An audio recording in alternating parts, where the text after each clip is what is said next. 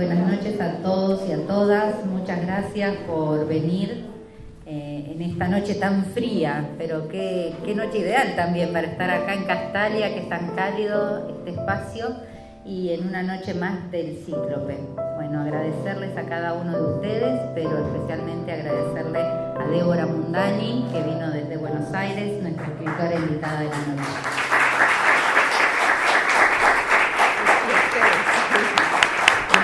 Está acá visitándonos en estas charlas ciclopias y trajo además sus libros, así que es una gran oportunidad para aquellos que no hayan leído todavía a Débora puedan hacerlo. Personalmente tengo así como una alegría y una emoción porque aparte la considero mi amiga y es una persona sumamente querida por mí. Y creo que tiene un valor extra, aparte de ser una escritora talentosa, es una gran persona. Así que bueno, le damos la bienvenida y la escuchamos a ella, que es lo que importa.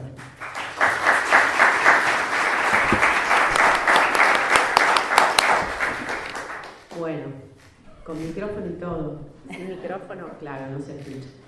Bueno, primero lo primero, quiero agradecer muy especialmente, primero a Marce, cuando me hizo esta propuesta, y sé que la propuesta de Marce no era en su nombre, no era una invitación individual, sino que sé que detrás de sus palabras y de su invitación hay muchas otras personas, así que muchas gracias al Cíclope, a los talleres que conforman el Cíclope, muchas gracias a la biblioteca que nos está invitando, al municipio.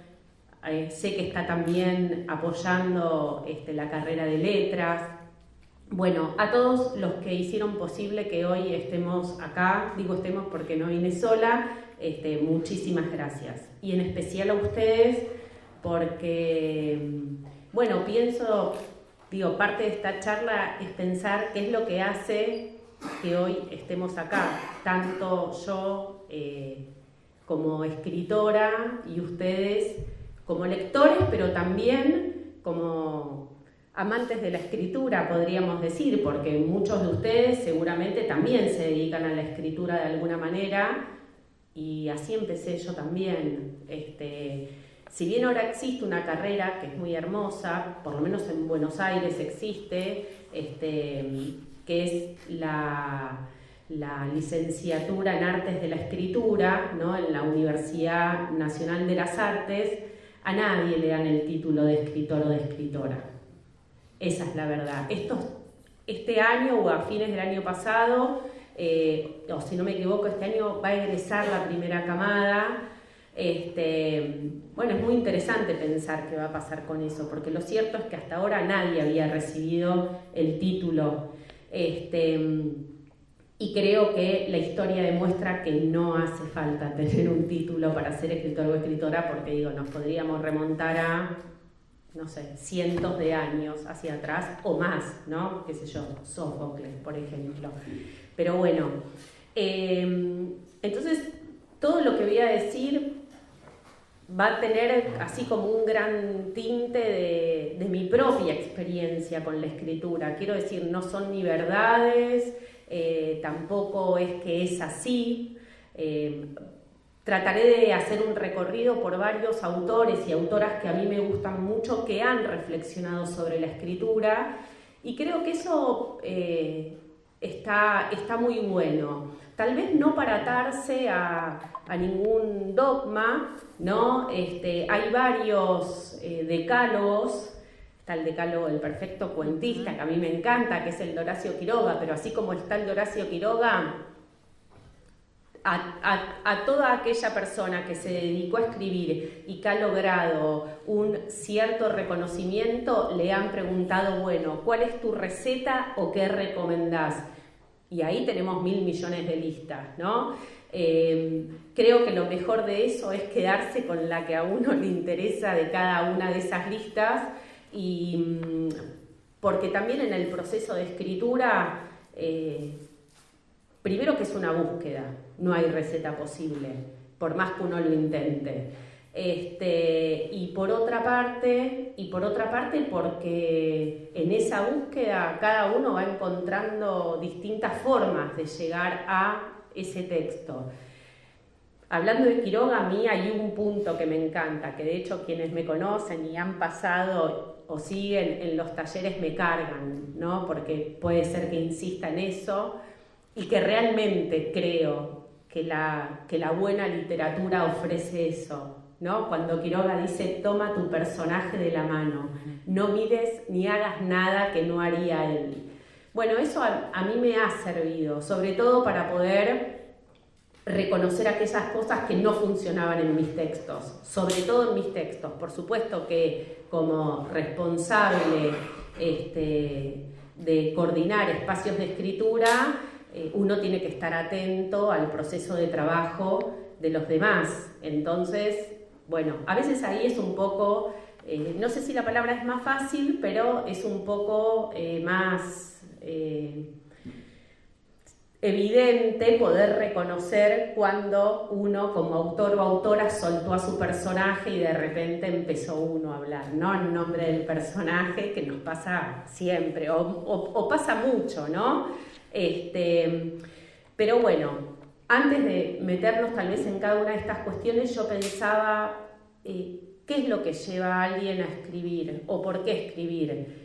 Por supuesto que cada quien tiene sus motivos, digo, hay motivos súper particulares y escribo porque cuando estoy triste me hace bien escribir o escribo porque... Pero en todas las versiones del por qué escribimos está ahí como un tesoro cifrado el acto comunicativo.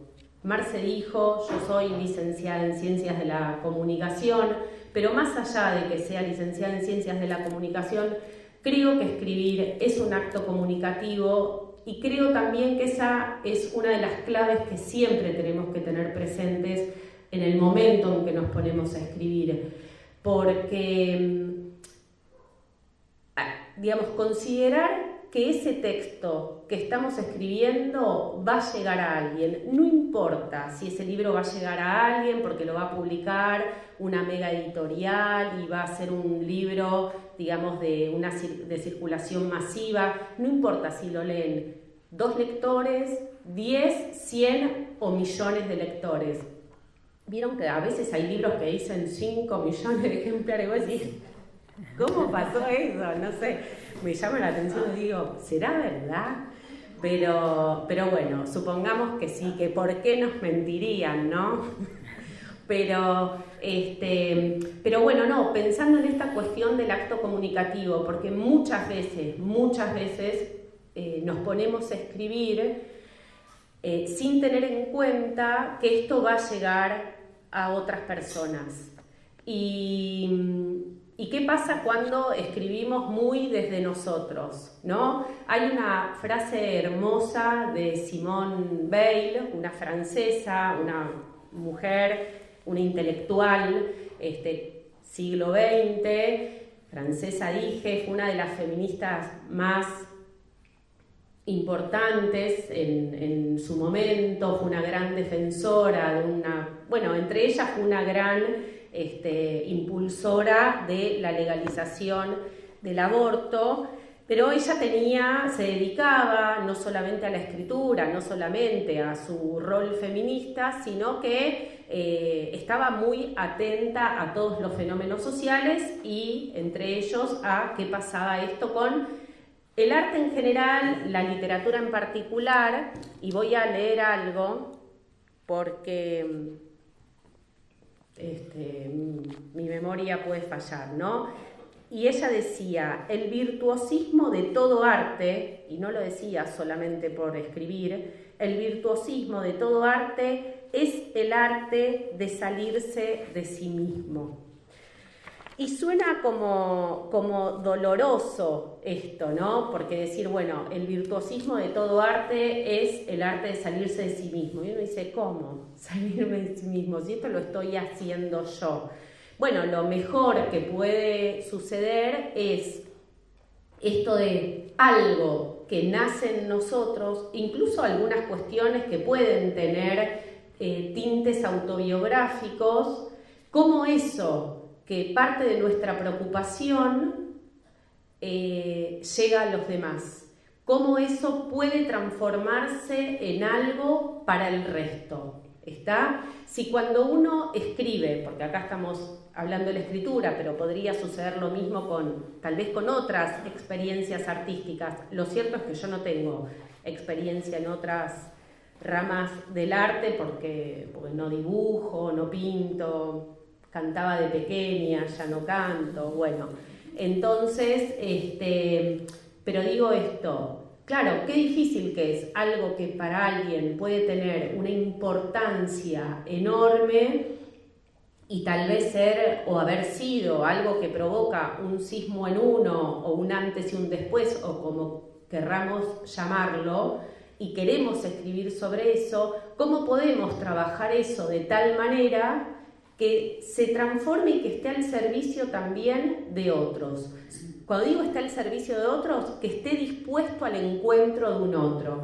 En este sentido, Flannery O'Connor, una escritora que a mí me gusta muchísimo, una escritora de principio del siglo XX, norteamericana, que fue una de las figuras más relevantes del gótico sureño, que fue todo un movimiento artístico en el sur de los Estados Unidos.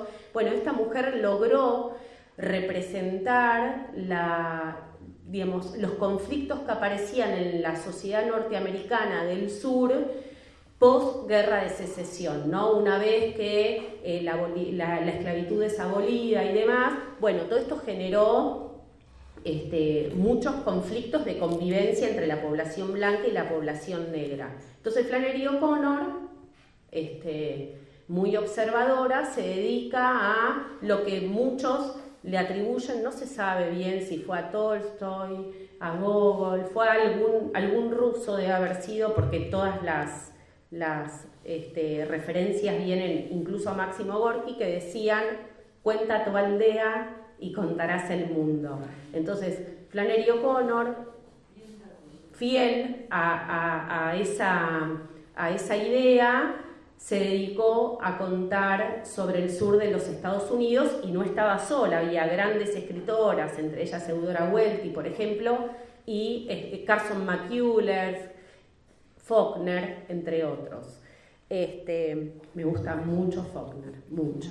Bueno, entonces Flannery O'Connor también dijo algo parecido, que dice así: ningún arte se hunde en el yo, sino que, más bien, en el arte, el yo se olvida de sí mismo, a fin de satisfacer las exigencias de lo que se ha visto y de lo que se está creando.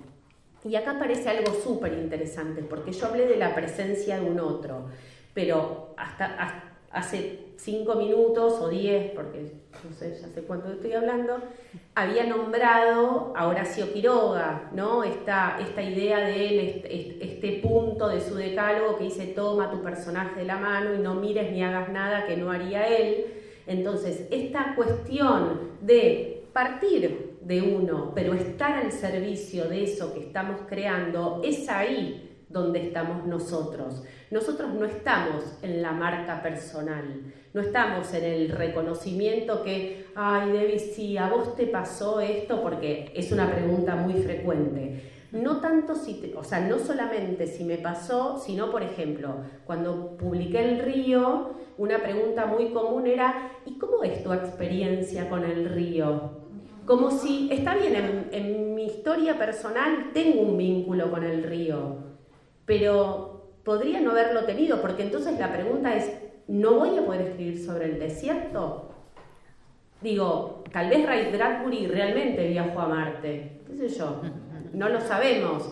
Entonces, uno podría decir, bueno, ese es un punto para los periodistas culturales, que tal vez esa es como una pregunta habitual, pero no es porque sea responsabilidad exclusiva del periodismo, sino que muchas veces existe esta idea de vincular la experiencia personal con aquello que se ha escrito.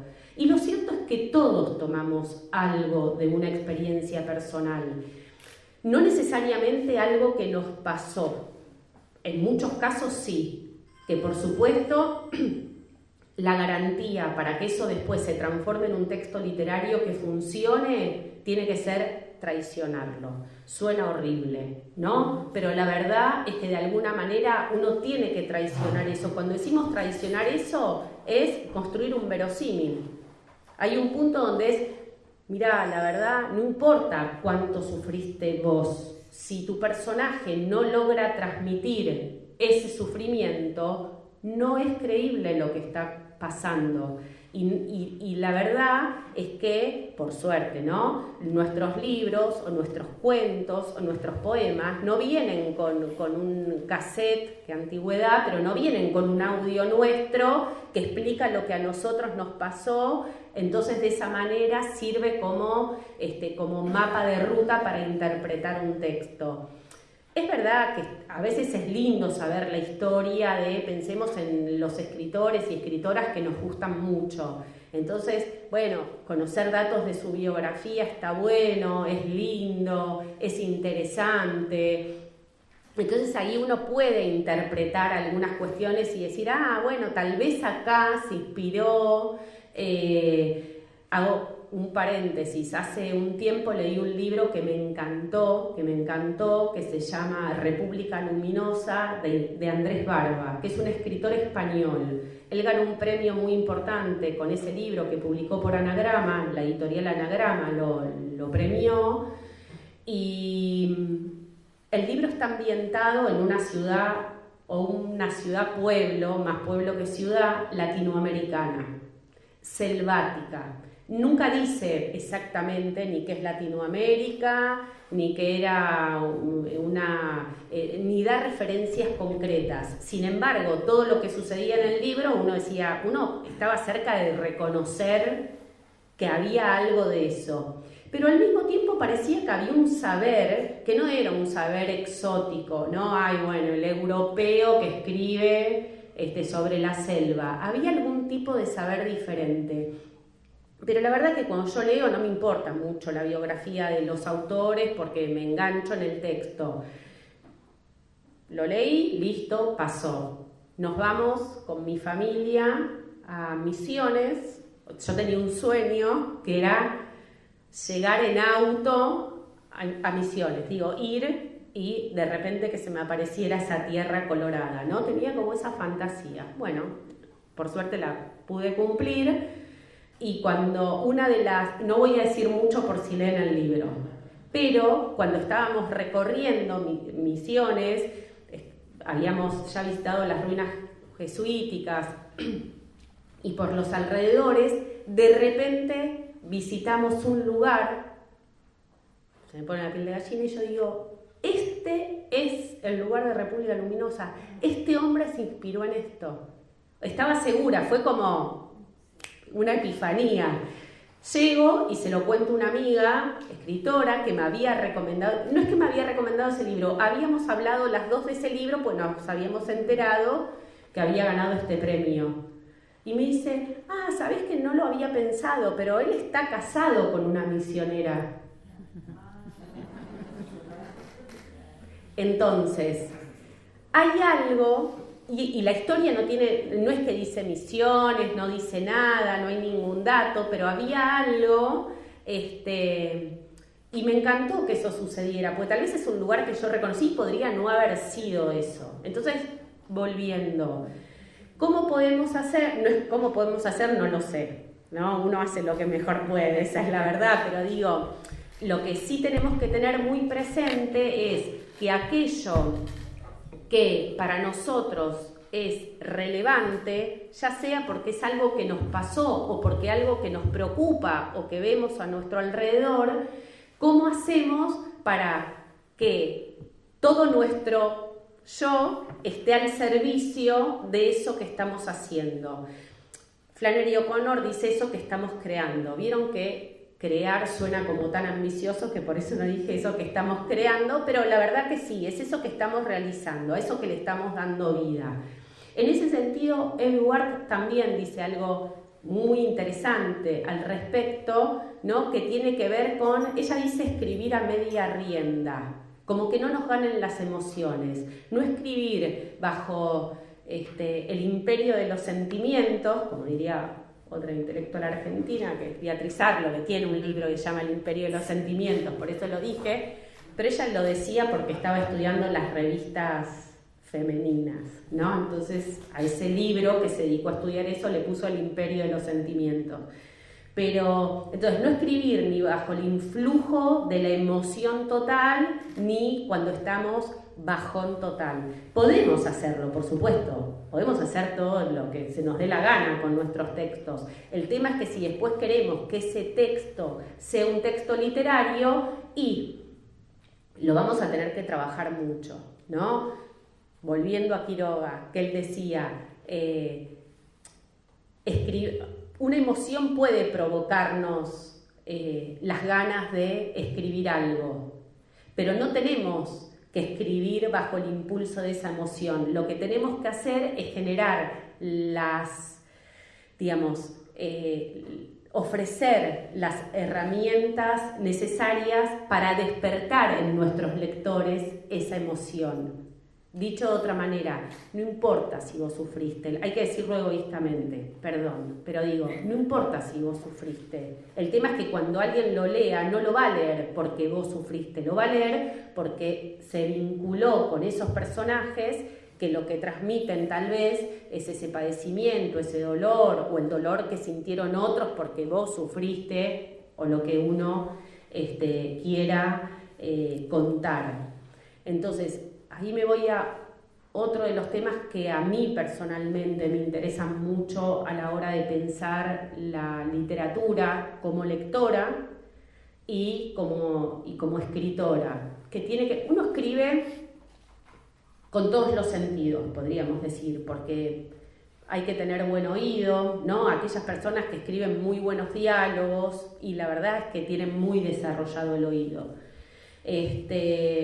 Por supuesto que los sentidos, el sentido del olfato, el sentido del oído, dije, para mí el sentido más importante, no porque los otros no lo sean, sino porque realmente nos planta a la hora de escribir, es el sentido de la vista. Pero cuando me refiero al sentido de la vista, no es solamente el ver, tiene que ver con el punto de vista, con la focalización, no solamente de los personajes, ¿tá? Porque uno trabaja el punto de vista de los personajes o la focalización, sino que tiene que ver con qué queremos contar. Hoy estamos acá, estamos ubicados en diferentes posiciones, sobre todo Marcela y yo, que estamos acá y los estamos viendo a todos ustedes, pero al mismo tiempo todos me están mirando a mí, yo me olvido de eso. Pero digo, si sucediera acá algo, o si escribiésemos todos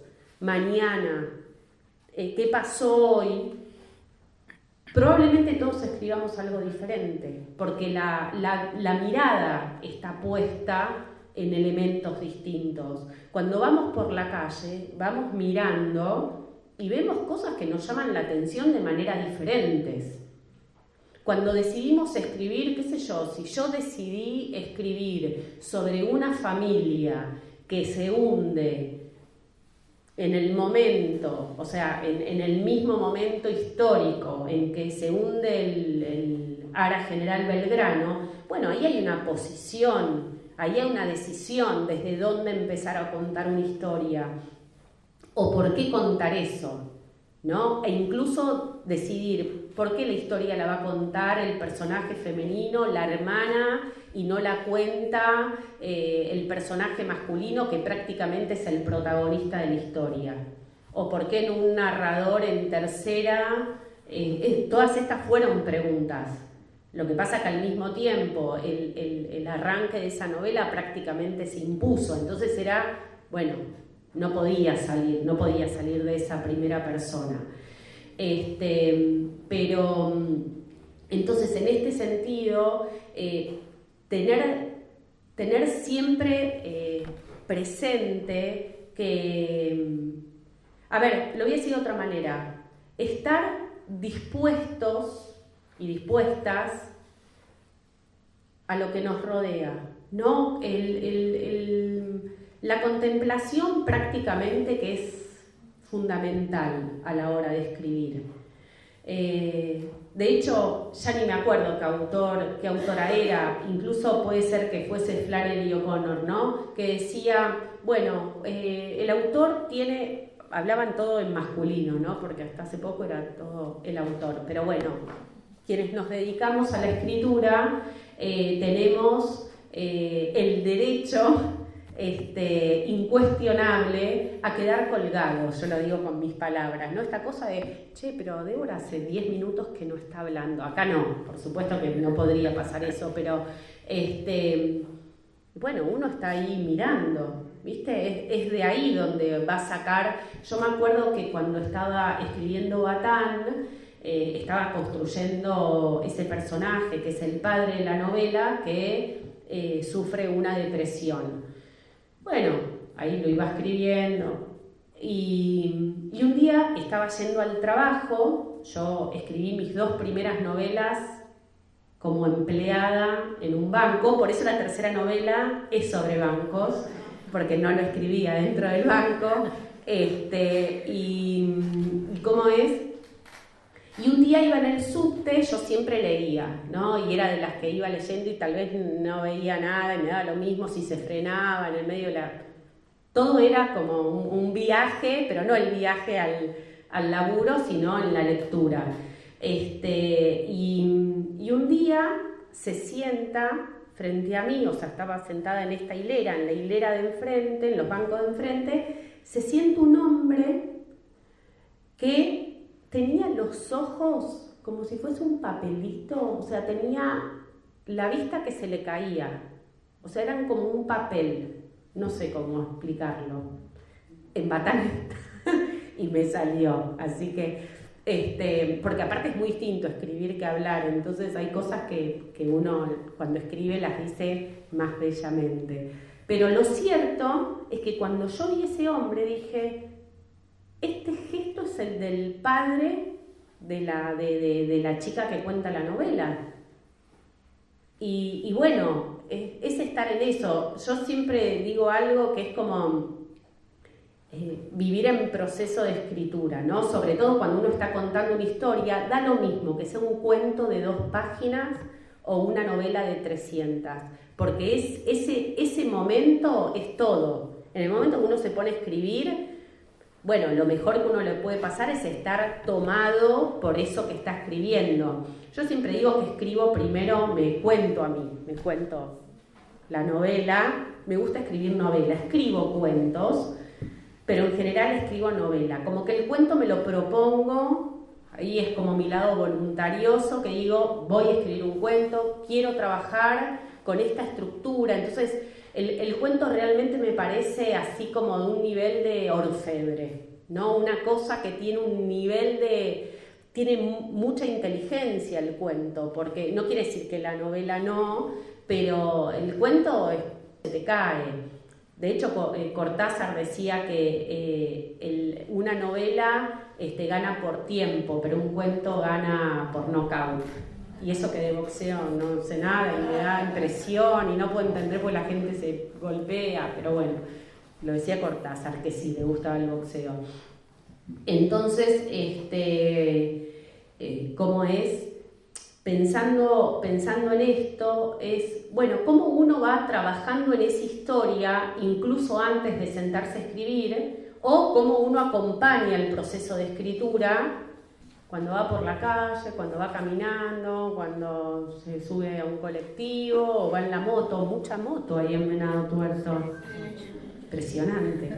Bueno, y son aguerridas, ¿no? Sí. Mal, se nos cruzaron un parque, bueno.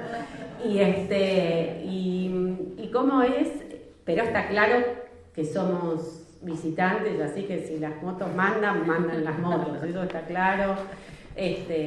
Fue entender el código, lo entendimos rápido, por suerte. Bueno, la cuestión es esto de, no sé, personaje X que estamos construyendo, pensar todo lo que haría ese personaje, ¿no? Como realmente meterse en la piel del personaje, en cosas que parecen hasta tontas. Dicen que existe un cuestionario que hizo Proust, el famoso cuestionario Proust. Yo no creo que Proust haya hecho eso, pero bueno, es una opinión personal, ¿no? No tuvo tiempo, si con todo lo que estuvo escribiendo no tuvo tiempo para hacer ese cuestionario. Pero está bien, como idea está bien. Yo creo que al que se le ocurrió decir el cuestionario Proust está bien, porque para la obra que escribió ese hombre con un nivel de minuciosidad tal, es probable que haya pensado en todo eso sin hacer el cuestionario. Pero bueno, vieron que en ese cuestionario pregunta todo, o sea, duerme boca arriba, duerme de costado, todo lo que se nos pueda ocurrir de un personaje. Y uno dice, bueno, hay cosas que son como estupideces. Pero la verdad es que no. Porque el secreto está en los detalles. Realmente uno podría pensar que el corazón de un... Pensemos en el cuento, que tiene una estructura más pequeña y que tiene que funcionar a ver, es todo un universo en una escala muy pequeña, ¿está? El otro día, hago otro paréntesis, perdón, pero estábamos leyendo un cuento en la escuela con mis alumnos y estábamos leyendo un cuento de Pablo de Santis. Y en ese libro que se llama Trasnoche, que son cuentos supuestamente para jóvenes, pero son cuentazos para jóvenes, para niños, para grandes, para muy grandes. Y él decía algo así, tiene como una especie de epílogo, bueno, no, es un epílogo, y él decía que una novela puede darse el lujo de contar la historia, la vida de un personaje, porque da tiempo.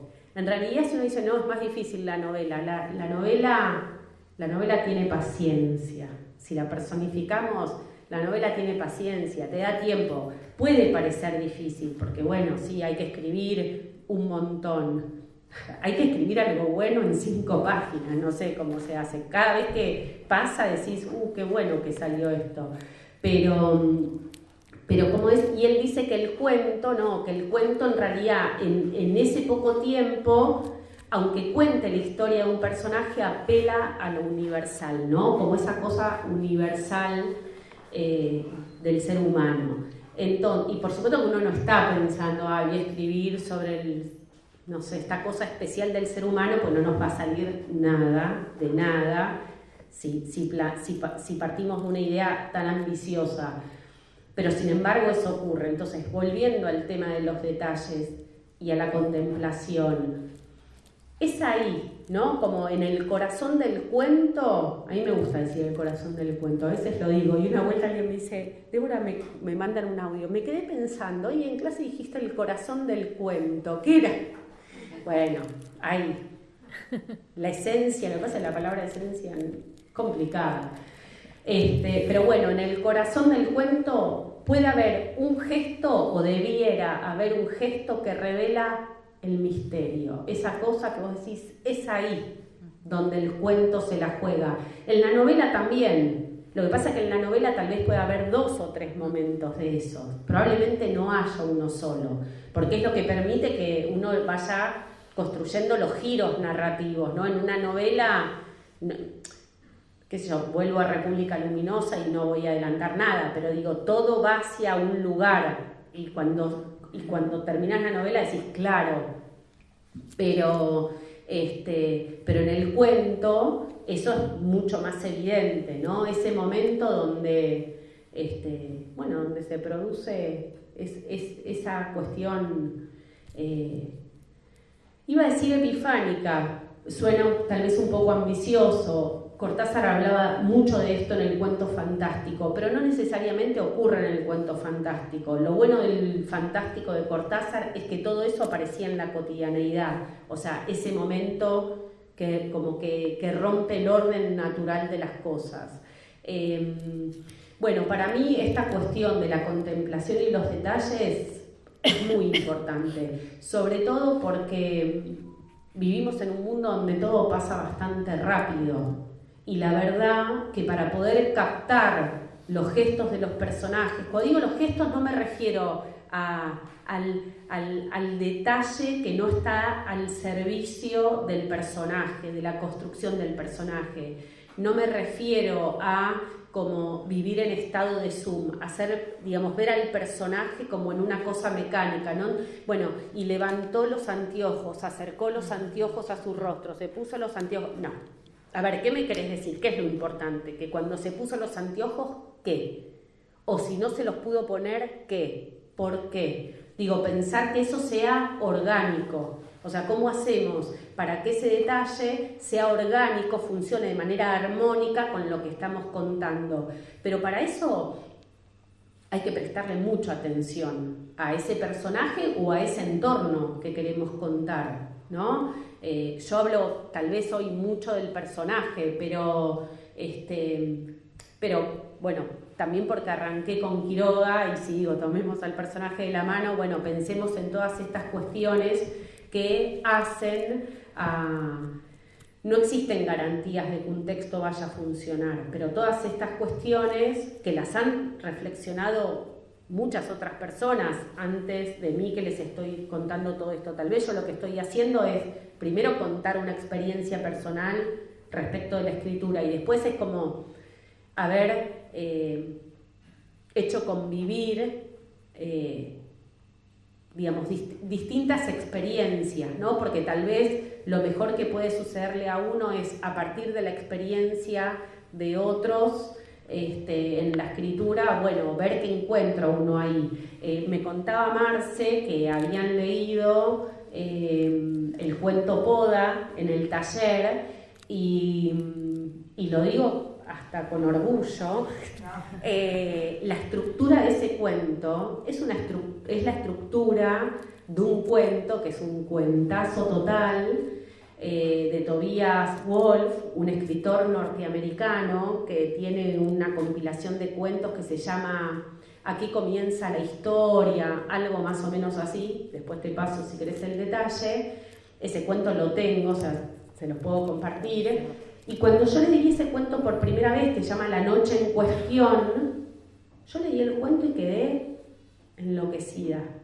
Pero porque fue como un golpe al cerebro, digo, además de que el cuento me había gustado, dije, esto es un texto que funciona. O sea, me provocó admiración el autor, que dije, me gusta el cómo lo hizo. No sé, van a la casa de alguien, hizo una comida rica, lo que sea, y la pregunta casi natural es, si les gusta cocinar, obviamente, ¿no? Es, che, ¿me pasás la receta? Bien que hay gente que es medio canuta, que no da recetas, o te escatima algún ingrediente. Pero a la hora de escribir, si uno pone en juego toda su capacidad detectivesca, y lee 1, 2, 3, 4, 5, 6, 10, 30 veces el mismo texto, uno ahí se van a ir de a poco revelando los procedimientos, porque un buen cuento o una buena novela no muestra el procedimiento está oculto. Cuando uno se da cuenta mucho del procedimiento, es que algo no funcionó. Vieron que hay cuentos o textos que decís, che, está bueno, pero se pasó, ¿no? Se pasó de canchero o de canchera, qué sé yo. Bueno, eso pues se nota mucho la costura. La idea es que eso no se note. O sea, eso es lo mejor que nos puede pasar. Entonces ahí uno tiene que poner mucho empeño en la lectura, tratando de ver. Porque la verdad es que los cuentos o los textos que funcionan bien son aquellos que decís, ¿cómo lo hizo? ¿Cómo lo hizo? O sea, de repente, no sé, hablé de Cortázar. ¿Cómo hizo Cortázar para meterme adentro de una pecera y saber que el personaje es un axolotl si de repente estaba... Bueno, hay procedimientos. ¿Qué hizo? Cambió la voz gramatical, ¿no? Bueno, eso sobre todo, lo que hace el procedimiento, uno de los procedimientos más importantes que utiliza Cortázar en ese cuento es el cambio de la voz gramatical, ¿no? De un yo a un nosotros. De repente te lo cambia y vos seguís leyendo y decís, ¿pero en qué momento sucedió? y tenés que leer varias veces hasta que decís nosotros, o cuando el verbo está conjugado en la primera del plural. Así que bueno, ¿qué quiero decir con esto? Que parte de ese proceso de contemplación no necesariamente es para buscar huellas para nuestro personaje, gestos, el entorno que nos rodea, lo que nos preocupa, lo que nos gusta, de repente algo que vos decís, mira cómo se sienta esa persona. Está bien, lo cierto es que ustedes podrían decir, bueno, Débora, o sea, la gente que te rodea tampoco está tan tranquila todo el tiempo porque está mirando todo el tiempo. Sí, saben que sí, pero uno no lo hace a propósito, o sea, no es que uno... Es más, seguramente esté captando información que ni me doy cuenta que estoy captando, que tal vez en algún momento eso vuelva, porque si no, no funcionaría tampoco. Uno no está así como un antropólogo que llegó a una tribu, ¿no? Algo como se pensaba antes la antropología, ¿viste? El etnógrafo llegaba, miraba, tomaba nota y se iba. Es muy difícil después escribir algo que conmueva desde esa actitud. Pero como es, me pasa que si derivo mucho después me cuesta volver, pero no. Entonces, volviendo en esto de cómo podemos estar, por un lado, atentos a lo que nos rodea, a poder captar gestos, detalles, pero sobre todo a entrenar el punto de vista. ¿Qué significa entrenar el punto de vista? Bueno, de repente darnos cuenta qué cosas nos gusta contar o qué nos llama la atención. Después va a haber que encontrar la forma en que eso se puede contar. Pero cada vez que aparece un texto en el taller, bueno, en realidad cada uno de los talleristas lo que está desplegando ahí es su mirada sobre el mundo. Por eso decía que para mí el sentido que prevalece ante todo es el de la vista, pero no porque sea más importante o porque sea mejor, porque es el primero. También alguien me puede decir, mirá, Débora, no, yo partí de un olor. Iba, no sé, caminando y de repente sentí, ¿no?, el perfume de la madreselva, y bueno, cuando yo era chica, en la casa de mi abuela había madreselvas. Sí, estamos de acuerdo. En ese caso fue el olfato, ¿está? Y después vamos a tener que empezar a tomar decisiones que sí van a tener que ver con el punto de vista. No sé si soy parlante, no, entonces no sé si quieren preguntar algo o... Marce. Sí, si quieren, bueno, se escucha, no voy a hacer todo este lío. Si quieren ir interviniendo y haciéndole preguntas a Débora, pueden participar, no esperemos hasta el final de la charla. Sí, sí. Porque hay un orden. No hay un orden, pero la gente siempre espera hasta el final y pregunta al final. Pueden intervenir. Bueno, van tomando nota, ¿viste? Al final me hacen todas las preguntas.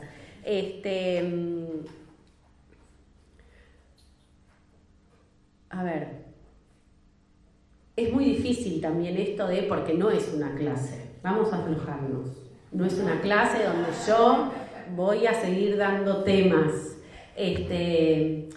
Hasta acá lo que les conté es mi propia experiencia. Puedo contar más cuestiones que tengan que ver con mi experiencia de trabajo, tanto con las novelas o con los cuentos que he publicado. Si quieren puedo decir algo al respecto de eso, porque son dos procedimientos muy diferentes, como les decía, ¿no? El de la novela y el de los cuentos, y les contaba que en general no escribo cuentos, pero me sucedió que tuve la oportunidad de participar en distintos años en el suplemento Radar de Página 12, ¿no?, en el suplemento Verano 12, que está bárbaro. Es un suplemento que se dedica a publicar cuentos de autores nacionales durante todo el verano, del 21 de diciembre al 20 de marzo, y es un gran espacio de difusión para muchísimos escritores y escritoras, incluso escritores que están comenzando, ¿no? bueno, en mi caso, que no soy escritora de cuentos, que no es que tengo libro de cuentos y me dicen, ay, bueno, tal cuento de tal libro que vamos a publicar, no, escribí pensando, por ejemplo, el último cuento fue un cuento que escribí para Verano 12 y que tal vez ahí todo lo que dije casi que no se dio. ¿Por qué? Porque también hay que contar las dificultades, ¿no? Porque cuando yo escribí Batán, el personaje del padre, como les conté, es un personaje que sufre una profunda depresión. Cuando yo estaba escribiendo ese libro, mi maestro, Guillermo Sacomano, yo les hablo de esto esto sucedió en el año 2000. Otra cuestión, otro paréntesis, paciencia, entre la escritura y la publicación puede haber casi una vida en el medio. En el mío hubo 2 vidas, el nacimiento de mis 2 hijas, literal, hubo 2 vidas, desde que escribí hasta que publiqué. Igual seguía escribiendo. Entonces, pensando en esta cuestión del padre, Sacomano me recomienda leer esa Invisible Oscuridad. Nunca me acuerdo que si es invisible o visible. Ahora después lo buscamos. Entonces, bueno, el escritor se llama William Styron, un escritor de mediados del siglo XX, un escritor norteamericano, grandes novelas de tiradas masivas, un escritor que tuvo así como una popularidad muy muy grande y en un momento sufre depresión. Y escribió ese libro que es una maravilla, es como un tratado sobre la depresión, es un libro que, bueno, a mí me ha conmovido muchísimo, es un libro que yo estuve 20 años buscándolo, porque no existía, lo encontré en inglés, fui leyéndolo en inglés, lo cierto es que a mí me cuesta mucho leer en inglés, por más que haya estudiado, qué sé yo, no me pasa, no, es como que hay algo de la decodificación que no funciona afectivamente, y bueno, y nunca lo tuve en castellano, no estaba en las librerías estas digitales que uno consigue todo, no lo encontraba, y hace, no sé, 2 veranos creo que fue, en medio de la pandemia, vieron que hubo ahí como un recreo, fuimos unos días a Mar Azul, y hay una biblioteca hermosa, hay una librería hermosa que también es biblioteca, hay una librería hermosa en Mar de las Pampas y una amiga, muy amiga, colega también, había publicado su primer libro y me dice, ay Debbie, ya que estás ahí, ¿te vas a fijar si en la librería tal está mi libro? Sí, obvio, por las amigas y los amigos hacen muchas cosas y aparte ir a una librería es como, no es un esfuerzo, claramente. Entonces le dije, sí, claro, voy para allá. Cuando llego, entro, es la librería del vagón, es un vagón de tren antiguo, todo de madera, una preciosura, todo hermoso, y entro y lo primero que veo es el libro que estuve buscando 20 años. Me emocioné mucho, qué sé yo, y le digo, me salió del alma, y le digo, este libro lo busqué 20 años. Vieron que a veces uno dice cosas y decís, ¿a quién le va a importar? Pero bueno, pero me contestó, y me dice, te estaba esperando. No, parece cosa que no me lo llevara, ¿no? Entonces me dice, te estaba esperando. Obviamente me lo llevé, lo leí esa noche el libro y quedé como atravesada, así que dije, por un lado dije, qué bueno que escribí la novela sin haberlo leído, porque pude, digamos, como contener a ese padre en la novela, porque si bien el padre es importante, el protagonista es el hermano mayor de esa familia. Pero cuando yo leí eso, yo dije, yo tengo que escribir algo. O sea, yo quiero escribir algo, pero ¿cómo se escribe sobre la depresión? O sea, ya había escrito una novela donde estaba la depresión, pero yo sabía que me quedaba algo por decir.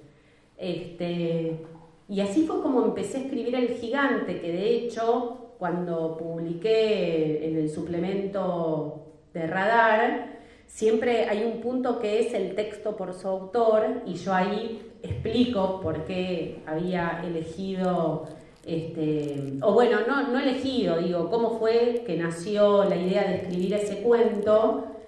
Y la verdad es que no, todo lo que les dije, bueno, qué bueno, pensar esto, lo otro, qué sé yo, fue un texto que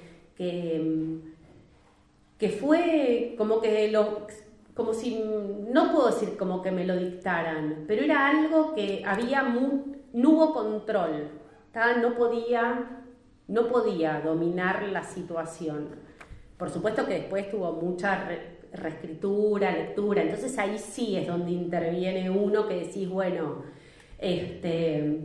lo más curioso es que el cuento se publica, la verdad es un cuento que me gusta mucho, que uno no suele andar diciendo por la vida, tipo, ay, me encanta este cuento, pero hay textos que uno siente que están, no sé si la palabra es logrado, pero hay cuentos que tal vez para otro puede ser más logrado otro texto, y sin embargo hay uno, no sé, yo escribí una novela juvenil, que estamos ahí en la etapa de prepublicación, y yo a ese libro le tengo un amor que tal vez no es que sea mejor que los otros, pero con ese libro me pasa algo que con otros, por supuesto, los quiero con el alma, pero bueno, es distinto.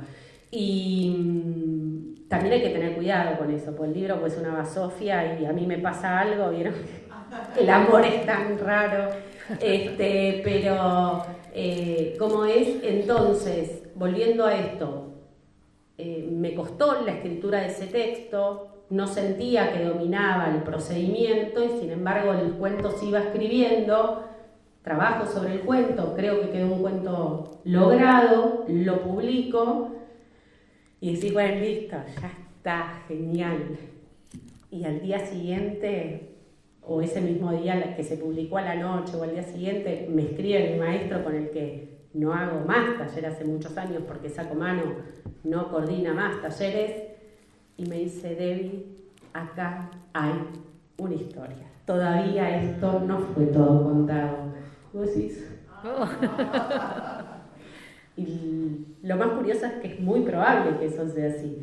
Pero bueno, no sé si voy a trabajar sobre El Gigante o no. Pero acá vuelvo a lo que había dicho antes. ¿Cómo surge esa idea? No surge solamente del encuentro fortuito, al que le agradezco muchísimo a mi amiga Ingrid, que me haya conducido sin saber hacia el libro, sino que pocos meses antes, trabajando con mis alumnos en el secundario, doy clases en la facultad y desde hace un tiempo doy clases en el secundario, que fue también toda una casualidad como llego a dar clases en el secundario,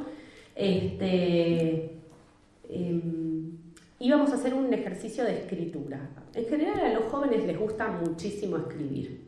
Se los incentiva poco en general en las clases, ¿viste? Te dicen lengua, no, sintaxis, que esto, lo otro.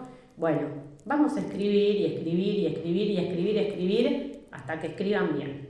No bien literariamente, hasta que logren, digamos, sentirse cómodos con todas las cuestiones de la lengua que tienen que aprender. Entonces, para hacerlo un poco más interesante la cuestión, busqué un montón de notas periodísticas. Yo creo que puse noticias raras y me aparecieron un montón. Que noticias que no pueden creer, de cosas increíbles. Y una de las noticias era que un tipo que vivía en un pueblito de Noruega o de Groenlandia, era como una isla, ¿no? Como, sí, la punta de una isla. Tenía una casita, había una casita ahí, no sé, las otras 5 restantes estaban re lejos, y un día se despierta y tiene un témpano gigante en la ventana de la casa. Miedo, ¿no? Pues digo, un témpano que no se derrita, pues entonces, más que no se derrita, que no caiga, pues vieron que los témpanos se van partiendo pero digo, eso se partía y no solamente le inundaba la casa, era, claro, y agua fría, ¿no? Digo, entonces, bueno, eso quedó como tarea para los chicos. Y cuando estaba pensando en esto de la depresión, y hay una imagen a la que vuelve mucho William Styron en el libro, que es el frío que se siente cuando uno atraviesa un momento como de tanta pena, tanto desconsuelo, ¿no? Esa cosa de que... Y bueno, y no sé, y no es que lo hice a propósito, pues no es que digo, ay, a ver el frío... No, ahí es cuando se juntan, porque digo, de todas las noticias la que evoqué fue esa. Y no volví a escribir sobre ninguna otra. Y había unas que eran geniales. Un chino que se negaba a vender su casa porque querían construir una autopista y le hicieron una autopista, mano de ida, mano de vuelta, y la casa quedó en medio de la autopista. O sea, ese hombre, ¿cómo sale? Digo, para ir a hacer las compras. ¿Cómo sale? Claro, uno lo ve y decís, es gracioso, pero ahí hay una historia. Otra que sí hay una historia ahí. Entonces, y ahí sin querer se va construyendo como el punto de vista. Pero no es, ay, ¿qué pensás de la pobreza en el mundo? Bueno, sí, podemos hablar 10 días y no nos va a alcanzar el tiempo, pero no tiene que ver con eso, o no tiene que ver solo con eso. Tiene que ver con cómo miramos lo que miramos. Y dónde también lo dejamos eso como latente. Porque digo, ¿por qué me acordé la historia del chino en medio de la autopista? Claramente a mí me perturba esa idea. De todas las historias, si hago memoria, había un montón y puedo evocar las otras también. Pero la del hielo, el hielo que te persigue, de solo pensarlo me genera escalofrío. Entonces ahí, bueno, conecté dos elementos que a priori pareciera que no tenían nada que ver. Y hay otro punto del que no hablé y me parece súper importante a la hora de pensar esto de la contemplación y de los detalles, que tiene que ver con algo puntual, que es el tema de los adjetivos. Son varios los autores los que reflexionan al respecto. Hace un tiempito muy corto, para el verano, participé en el armado de un ciclo de charlas de escritores en la ciudad de Mar del Plata. Bueno, participaron varios escritores y escritoras y hicimos un homenaje a Juan Forn, ¿no? El escritor argentino que falleció hace poquito, muy joven, que escribía las contratapas de Página 12 de los viernes. Creó como un género propio, que es el de las contratapas, que son textos que van entre lo narrativo y lo argumentativo y lo poético. Bueno, una belleza total, que digo, las pueden descargar, ponen Página 12, Juan Forn, contratapa, y hay de todo. Bueno, y buscando información, porque no solamente para llevar adelante ese encuentro, sino también porque íbamos a hacer un video, homenaje, qué sé yo. Bueno, leí, además de las contratapas que ya había leído y que publicó en 4 tomos, y después publicó un último libro, donde él compila algunas son un montón, ¿no? Pero que él le da una forma especial a esa selección, que aparte el libro se llama Yo recordaré por ustedes, y falleció 3 días después de haber publicado el libro, más o menos, cuando estaba ahí saliendo el libro. Y cómo es, entonces, Juan Forn dice algo muy interesante. Él viene del periodismo, él fue editor, fue un gran editor de distintas editoriales. Él creó colecciones muy importantes de literatura en Planeta y después en Tusquets. Fue, podríamos decir, suena tal vez pretencioso, pero fue el descubridor de Camila Sosa Villada. Bueno, un tipo que sabía dónde poner el ojo y a dónde ir a buscar, otra que el punto de vista. Y él dice en una de esas entrevistas, hablando de su tarea periodística y ahí un poco su inserción en el mundo de la edición, él hacía referencia al uso de los adjetivos, sobre todo en el periodismo, pero después lo traslada también a la narrativa, un poco desacreditando, ¿no? O mejor dicho, señalando el problema de la sobreadjetivación. Y él dice algo que me encantó, que desde que lo leí quedó acá, ¿no? No tengo un corcho en mi pared ahora, pues justo mi escritorio da una ventana y no voy a escribir el vidrio, pero lo pondría en mi corcho, ¿no? Está en mi corcho mental. Y es que dice algo así como, porque yo tengo muchos cuadernos y anoto en algún cuaderno y no me acuerdo en cuál está, entonces voy a traer la cita que dice más o menos así, que es si debajo de cada piedra, o sea, imaginemos que hay un adjetivo, que levantamos la piedra, el adjetivo dice, debajo del adjetivo hay una historia. Que me pareció formidable, porque ¿qué quiere decir esto? Cuando nosotros decimos, Juan es muy trabajador, ¿qué significa? Porque hay tantas maneras de ser trabajador, o Juan es muy alegre. Bueno, a ver, empecemos. ¿Qué le da alegría a Juan? ¿Venir a las charlas de escritores? No, bueno, no. Justo eso no. A Juan le da alegría. ¿Está? Entonces, cuando él dice, si levantamos esa piedra, vamos a encontrar una historia, no vayamos por el camino fácil. No vayamos por el camino de aquello que creemos que expresa una cualidad del personaje y en realidad lo único que estamos haciendo es como zafar, ¿no? Evitar ese recorrido que tenemos que hacer para llegar al personaje. Yo estoy librando una batalla personal contra una es una palabra, la otra son dos palabras o ¿cómo se llama? Esperen que la quiero recordar, porque como trato de olvidármela, hasta hago el esfuerzo son 3 palabras, que son zona de confort, que genera violencia, y empatía.